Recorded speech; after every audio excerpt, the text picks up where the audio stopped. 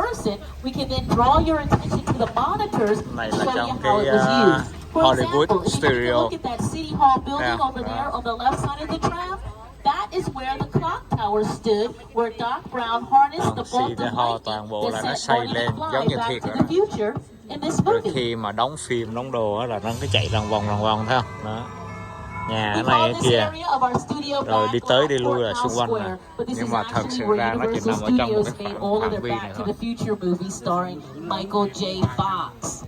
Now, when Michael J. Fox was making that Cũng movie cay Back thiệt to the nè, Future cũng for nhà nó us xây here at rồi đàng Universal hoàng, nhưng mà mấy cái này Studios, để he mà was dùng also đóng phim filming thôi the là phim television show Family cũ, Ties, phim which cũ, aired on phim mới, phim NBC, đồ á but was filmed đó, on the là trong Warner này hết, Brothers lot. đường We xá nó also y have a chang lot of vậy. history with Warner Brothers. Đó, For rồi xe example, cộ how gió many of you rồi on the thổi. tram today think Harry Potter is a Universal Studios movie?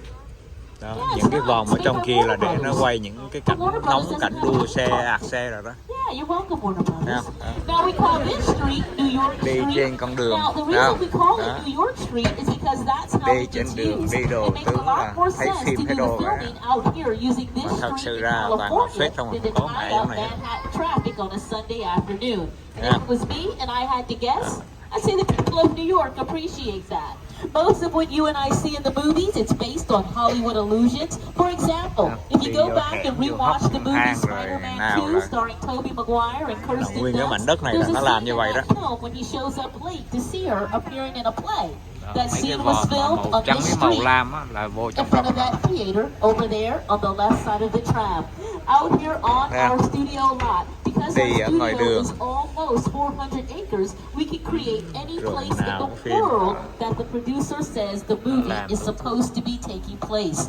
Now again, from the early days of our studio tour, we have featured attractions all throughout the tour route.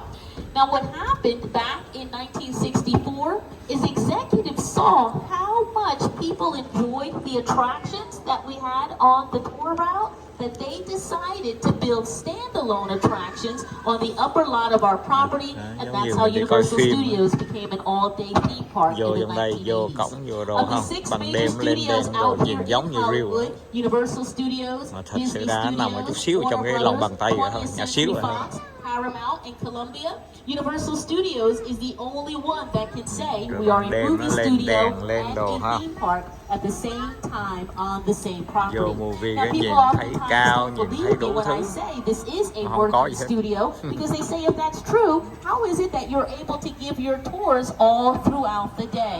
We never stop giving tours. We give our tours 7 days a week non-stop, even when filming is taking place out here on the studio. We simply won't giờ là take our mình đi cái này trams để through mình the biết. area that's being used for filming. Now, luckily for all of you, there is no filming today, so you're going to be able to see a lot of our studio and about 95% of the route. Now, when we pull forward and make this turn, and we get to the top of the hill, you'll be able to see 2 of the earlier attractions that we used to feature out here on the tour. Now, if you haven't had an opportunity in the past to enjoy the collapsing bridge attraction, while you're waiting in line for your next attraction, make sure you go to YouTube and do a search of Universal Studios Hollywood Tour Collapsing Bridge. I really miss driving over that collapsing bridge. That was so much fun.